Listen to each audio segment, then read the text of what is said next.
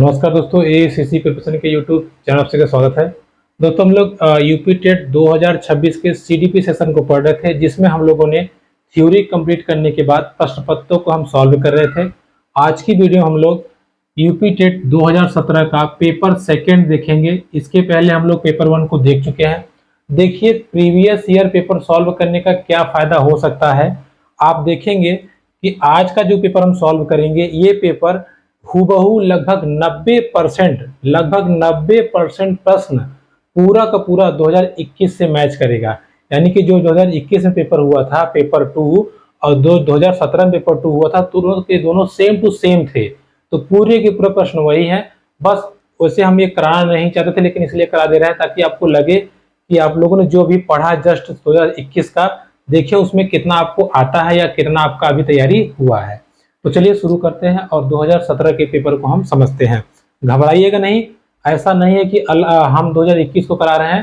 पूरा पूरा क्वेश्चन ही सेम टू सेम था, बस थोड़े बहुत डिफरेंसेस थे। तो उसको देखते हुए हम आगे बढ़ेंगे और एक एक क्वेश्चन को बनाएंगे। चलिए पहला प्रश्न कह रहा है, भारतीय संविधान के किस अनुच्छेद में 6 से 14 आयु वर्ग के बच्चों के लिए निःशुल्क व अनिवार्य शिक्षा का प्रावधान शामिल किया गया है। तो मैंने बार बार आपको बताया है कि निःशुल्क एवं अनिवार्य शिक्षा का प्रावधान 86वां संशोधन सन 2002 में 6 से 14 वर्ष के बच्चों को निःशुल्क एवं अनिवार्य शिक्षा के विषय में बताया गया था तथा इसे आर्टिकल 21A में जोड़ा गया है। बाद में जिसको राइट टू एजुकेशन आरटीई 2009 ने भी अपने अंदर समाहित कर लिया। तो सवाल के अनुसार हमारा राइट आंसर हो जाएगा ऑप्शन नंबर डी, 21A में इसे समाहित किया गया है। ठीक है, चलिए प्रश्न नंबर 2 की बात करते हैं। क्या कह रहा है, केसमर ने व्यक्तित्व को निम्न में से किस प्रकार से वर्गीकृत किया है। केसमर, अभी हमने पिछली वीडियो में बताया था आपको कि शेल्डन ने शरीर के आधार पे, केसमर ने शरीर रचना के आधार पे व्यक्तित्व को अलग किया था, जिसमें उन्होंने गोलकाय, सुडोलकाय, कृशकाय, ये 3 प्रकार के व्यक्तियों के विषय में बताया था उन्होंने। जैसे कृशकाय या इसे लंबकाय कहते हैं, पतला और लंबा आदमी। सुडौलकाय मतलब मोटा तगड़ा आदमी, जैसे कि खली वगैरह है। और वही हम गोलकाय करें तो नाटा और ठिगना आदमी। तो तीनों प्रकार को शरीर रचना के आधार पर व्यक्तित्व को डिफाइन किया था केसमर ने। अर्थात इसका राइट आंसर हो जाएगा ऑप्शन नंबर डी, उपरोक्त सभी। ठीक है, प्रश्न नंबर 3 की बात करते हैं। टीएटी, टैट का उद्देश्य निम्न में से किसका मापन है। देखिए टीएटी थीमेटिक, ठीक है, एप्रिसिएशन टेस्ट, यानी कि प्रासंगिक बोध परीक्षण जो था, टैट परीक्षण जो था, वो क्या था, वो सीधा सीधा आपके एप्टीट्यूड या अभिक्षमता मापने का एक तरीका था, या कर लीजिए एक अभिक्षमता या एप्टीट्यूड मापन का एक परीक्षण था, जिसको दिया था किसने, शर्मा, निर्माण सिंह एवं शर्मा ने दिया था। अर्थात ये किसके लिए था, टैट परीक्षण एप्टीट्यूड या अभिक्षमता मापन के लिए किया जाता है। तो इसका राइट आंसर हो जाएगा ऑप्शन नंबर बी। ठीक है, आगे प्रश्न नंबर 4 देखिए आ गया, संघनन का सिद्धांत निम्न में से किसकी व्याख्या करता है। हमने वहां पे ट्रिक बताया था, संघनन मतलब इकट्ठा होना। जैसे बादल आसमान में इकट्ठा हो जाते हैं तो हम उसको कहते हैं संघनन। वैसे ही हमारे दिमाग में जब सारी सूचनाएं भरती जाती हैं और हमें याद रहती हैं, उसे कहते हैं संघनन।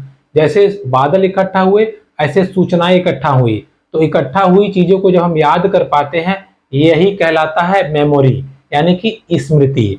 तो राइट आंसर है, संघनन का सिद्धांत किसकी व्याख्या करता है। तो ये व्याख्या करता है सूचनाओं के संचयन से या सूचनाओं के इकट्ठा होने की प्रक्रिया से। इसका राइट आंसर हो जाएगा स्मृति या मेमोरी। प्रश्न नंबर 5, निम्न में से कौन सी शिक्षा मनोविज्ञान की सर्वाधिक व्यक्तिनिष्ठ विधि है। व्यक्तिनिष्ठ विधि मतलब जिसमें व्यक्ति अपने आप को समझे, अपने आप को समझने का प्रयास करे। जैसे अंतःदर्शन, आत्मा का ज्ञान, बहिर्दर्शन, बाहरी ज्ञान, अवलोकन, अवलोकन मतलब कोई चीज है उसको देखना, सृजनात्मकता, क्रिएटिविटी। लेकिन बोला है कि कौन सा सिद्धांत या कौन सा मनोविज्ञान सर्वाधिक व्यक्तिनिष्ठ मतलब खुद को समझने वाला है। तो अंतःदर्शन, अपने आप को समझना। तो राइट आंसर हो जाएगा ऑप्शन नंबर ए। ठीक है, कोई दिक्कत नहीं है। चलिए आगे बढ़ते हैं। प्रश्न नंबर 6, एल्बर्ट बंडूरा निम्न में से किससे संबंधित है? सामाजिक अधिगम सिद्धांत, व्यवहारवादी सिद्धांत, संज्ञानात्मक विकास का सिद्धांत, मनोलैंगिक सिद्धांत।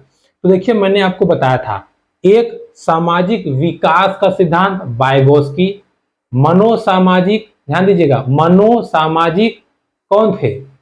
मनोसामाजिक आपके थे फ्रायड। ठीक है, आगे बात देखिए, इसके बाद मैंने आपको बताया था कि जेडपीडी यानी कि सामाजिक विकास का सिद्धांत वाइगोत्स्की, लेकिन अगर सामाजिक विकास अधिगम आ गया तो उसको दिया था एल्बर्ट बंडूरा ने।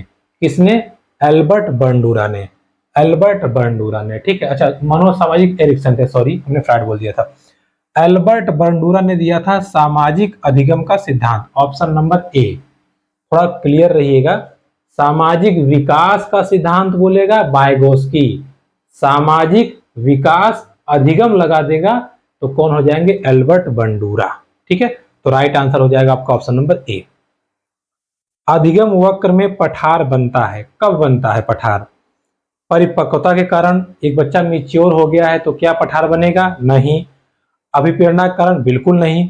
अभिरुचि कारण? बिल्कुल नहीं। थकान के कारण, जब मानसिक या शारीरिक थकान हो जाती है तो बच्चा सीखने की गति से थोड़ा सा विरक्त हो जाता है, या कह लीजिए उसके सीखने की गति थोड़ी सी कम हो जाती है। तो हमारा राइट आंसर हो जाएगा ऑप्शन नंबर सी।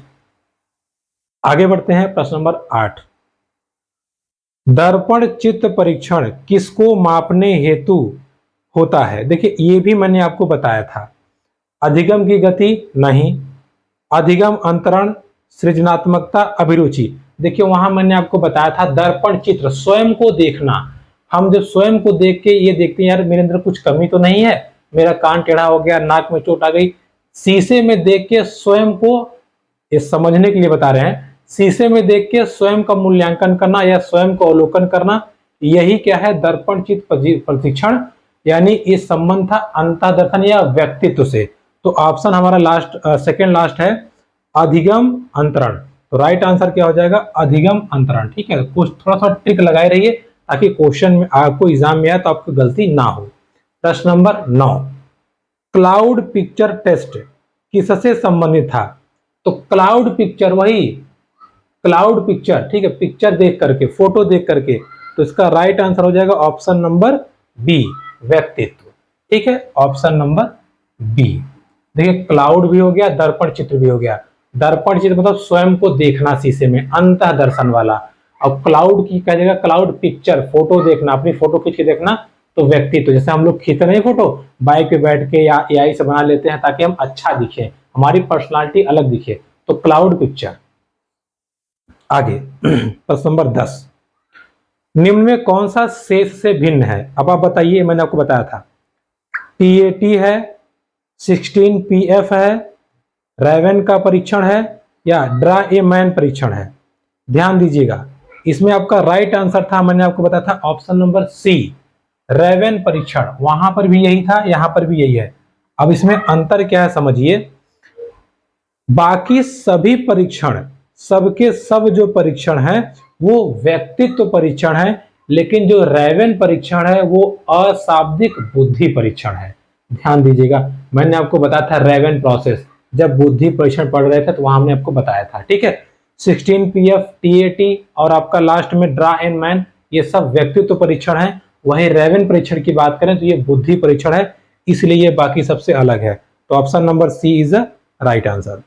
प्रश्न नंबर 11, अब तो आपने पढ़ लिया है, कह रहा है कि 7, 8, 9, 10, 11 और 12 इनकी माध्यिका क्या है?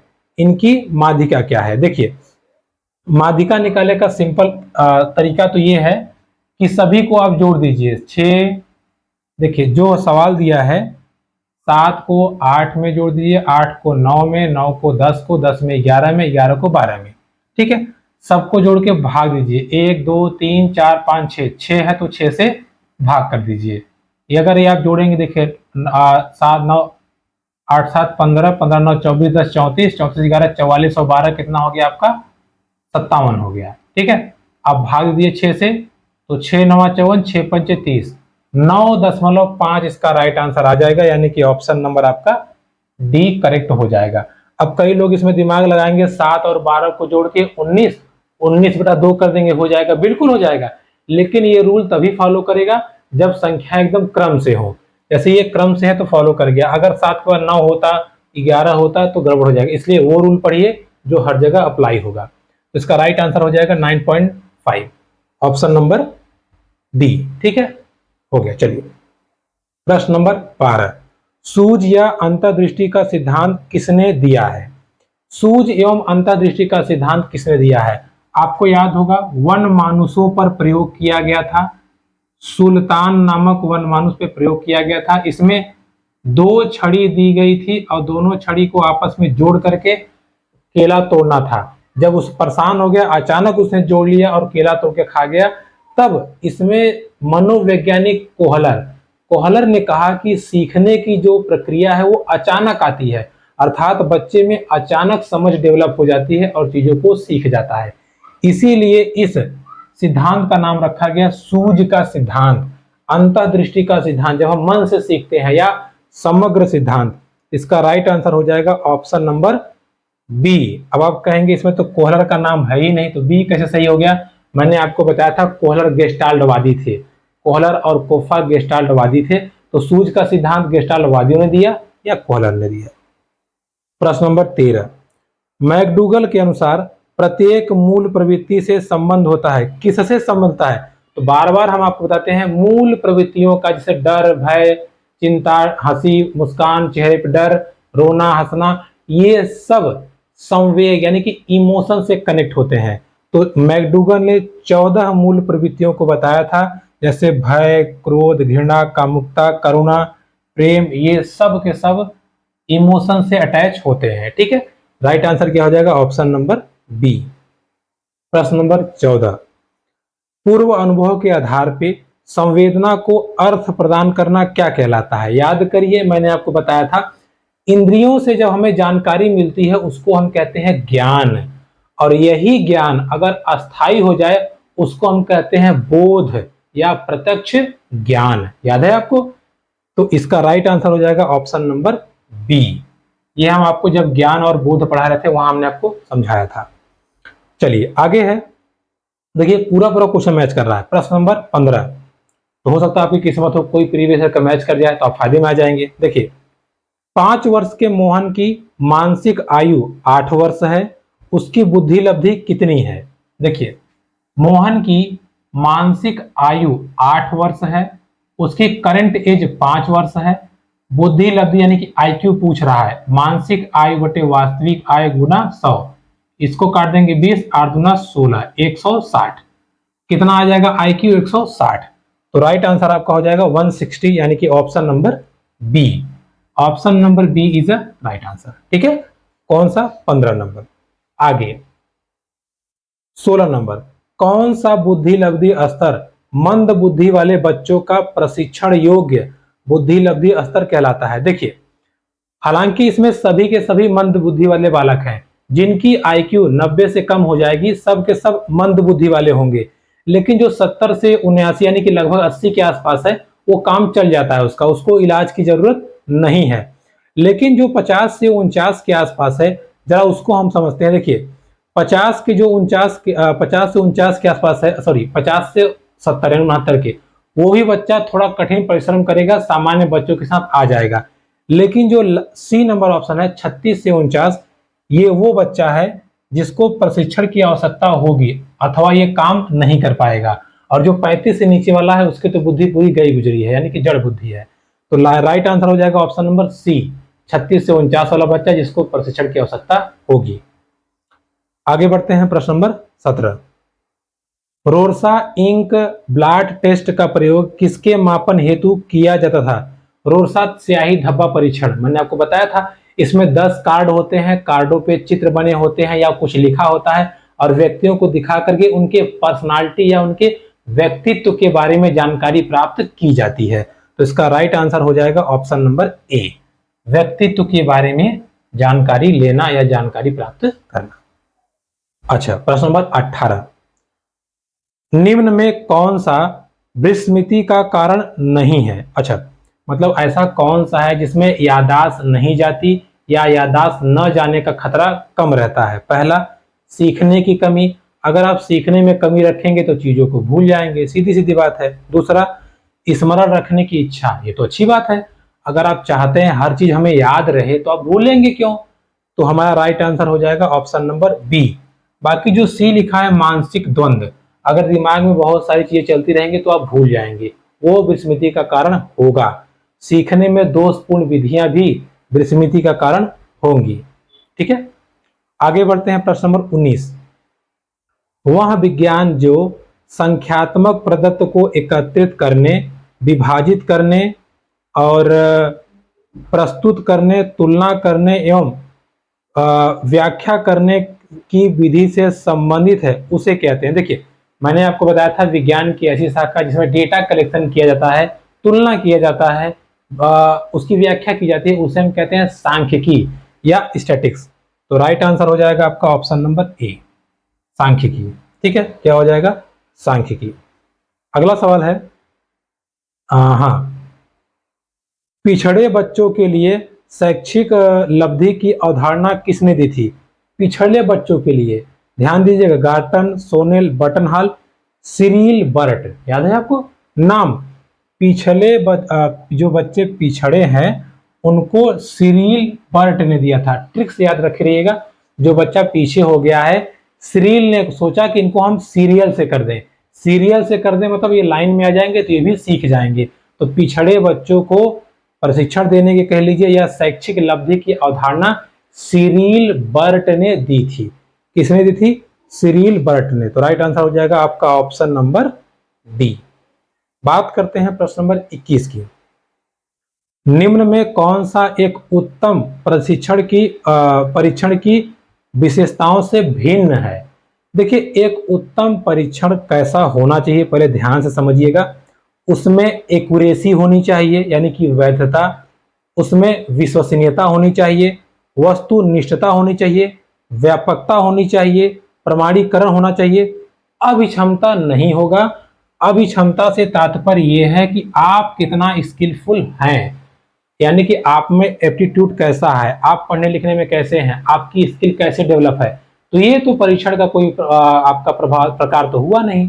तो परीक्षण तो जैसे अगर आप स्टूडेंट हैं, हम टीचर हैं या हमारा कोई टीचर है, तो जब वो कोई परीक्षण लेगा तो अपने हिसाब से लेगा ना, कि कोई गलती ना हो, कोई पक्षपात ना हो, सारे क्वेश्चन सही रहें। अब हम कितने तेज कम है उससे से क्या मतलब है? तो राइट आंसर क्या हो जाएगा आपका ऑप्शन नंबर डी, अभिक्षमता। प्रश्न नंबर 22, निम्न में कौन सा बुद्धि का सिद्धांत नहीं है? ध्यान दीजिएगा, बुद्धि का सिद्धांत कौन नहीं है? पहला, एक तत्व सिद्धांत बुद्धि का सिद्धांत है। किसने दिया था? अल्बर्ट बीने ने। द्वितत्व सिद्धांत बुद्धि का सिद्धांत है। किसने दिया था? स्पीयरमैन ने। बहुतत्व का सिद्धांत बुद्धि का सिद्धांत है। किसने दिया था? हॉवर्ड गार्डनर ने। प्रत्यागमन का सिद्धांत नहीं है, यह है आपका वंशानुक्रम का सिद्धांत। तो राइट आंसर हो जाएगा ऑप्शन नंबर सी। ठीक है, चलिए आगे बढ़ते हैं, आगे बढ़ देते हैं। प्रश्न नंबर 23, निम्न में कौन सी अंतःस्रावी ग्रंथि नहीं है? यानी कि जो बहिर्स्रावी है, जो हमें महसूस होती है। जैसे एड्रिनल ग्रंथि नीचे होता है, यहाँ पे वो क्या रस स्रावित कर रही है हमें पता ही नहीं चलता। पीयूष ग्रंथि ब्रेन में क्या रस स्रावित कर रही है पता ही नहीं। उसके बाद लार ग्रंथि हमें दिखता है, हमारे मुंह में पानी आता है तो हमें महसूस होता है। तो लार ग्रंथि क्या है? बहिर्स्रावी ग्रंथि है, या कह लीजिए ये अंतःस्रावी ग्रंथि नहीं है। तो राइट आंसर हो जाएगा ऑप्शन नंबर सी। चलिए, पियाजे के अनुसार 24 नंबर, पियाजे के अनुसार संज्ञानात्मक विकास की द्वितीय अवस्था क्या है? देखिए, हम आपको ये बार बार बताते हैं। पियाजे ने 4 अवस्थाओं के बारे में बताया था। कितनी अवस्थाओं के बारे में? 4। पहला उन्होंने कहा कि 0 से 2, इसे कहते हैं संवेदीगामक या इंद्रिय जनित। फिर उन्होंने बताया 2 से 7, इसे कहते हैं प्राक संक्रियात्मक या पूर्व संक्रियात्मक। तीसरा उन्होंने बताया 7 से 11, जिसे कहते हैं मूर्त अवस्था। फिर 11 से 18, जिसे कहते हैं औपचारिक या अमूर्त अवस्था। तो क्या हमसे पूछा था? हमसे पूछा था कि दूसरी अवस्था कौन सी है? पूर्व संक्रियात्मक, यानी कि option number C is a right answer. ठीक है, कोई दिक्कत। प्रश्न नंबर 25, शारीरिक विकास को प्रभावित करने वाला कारक कौन सा है? वंशानुक्रम बिल्कुल है, वातावरण बिल्कुल है, खेल एवं व्यायाम से भी शरीर डेवलप होता है बिल्कुल है, उपरोक्त सभी। तो सभी के सभी हैं जो शारीरिक विकास को डिस्टर्ब करते हैं कह लीजिए, या उसको प्रभावित करते हैं। तो राइट आंसर आप निकाल लेंगे। प्रश्न नंबर 26, अभी हमने इसका प्रयोग किया था, अब इसको हम देखते हैं। देखिए बार बार पूछ रहा है बुद्धि लब्धि का सही सूत्र बताइए। बुद्धि लब्धि के बारे में थोड़ा सा आप जान लीजिए। पहले दिया था अल्फर्ट बीने ने, किसने? बुद्धि परीक्षण के बारे में 1905 में बताया, किसने? बीने ने। बाद में 1908 में आए कौन? स्टर्न, ठीक है, या स्टैनफोर्ड, सॉरी आए कौन? स्टैनफोर्ड। इन्होंने क्या किया? इन्होंने कहा कि मानसिक आयु, तो मानसिक आयु शब्द को सबसे पहले इन्होंने दिया स्टैनफोर्ड ने। 1911 या 12 में स्टर्न आए। स्टर्न ने कहा कि बुद्धि लब्धि, आईक्यू का जो सूत्र होता है वो होता है मानसिक आयु बटे वास्तविक आयु, यानी कि mental age divide by current age. बाद में 1916 में आते हैं टर्मन। कौन आते हैं? टर्मन। टर्मन, इसमें देखिए स्टर्न के साथ कुहलमैन भी थे, वो भी ध्यान रखिएगा। स्टर्न आए, बोले कि देखो भैया आईक्यू बराबर हो जाएगा मानसिक आयु बटे वास्तविक आयु गुना 100, अर्थात इन्होंने 100 से गुणा करके वर्तमान फॉर्मूला दिया। तो प्रश्न क्या पूछा था कि सही सूत्र क्या है? तो आपका सही सूत्र है ऑप्शन नंबर फर्स्ट, मानसिक आयु बटे वास्तविक आयु गुणे 100। तो इसका राइट आंसर हो जाएगा ऑप्शन नंबर ए। किसने दिया था? टर्मन ने। बाद में झगड़ा भी हुआ था, क्यों झगड़ा हुआ था मैंने आपको बताया था। तो टर्मन ने पूरी पूरी एक तालिका ही दे दी, वो जो प्रतिभाशाली बच्चे, कमजोर बच्चे सब था, ठीक है। और क्यों झगड़ा हुआ था मैंने आपको बताया था, अगर आप क्लास देखें तो आपको याद होगा। प्रश्न नंबर 27, चिंतनशील सोच की चर्चा इनमें से किसने की है? डुवी, रास, वुडवर्थ या ड्रेवर? इसकी चर्चा की है जॉन डीवी ने। अपनी योजना वाली पद्धति में इन्होंने बताया था कि चिंतनशील तर्क होना चाहिए या चिंतनशील सोच होनी चाहिए। प्रश्न नंबर 28, आगमनात्मक तर्क के स्तरों में कौन शामिल नहीं है? अवलोकन, सामान्यीकरण, प्रयोग, कल्पना। देखिए तर्क में कल्पना का कोई स्थान नहीं होता।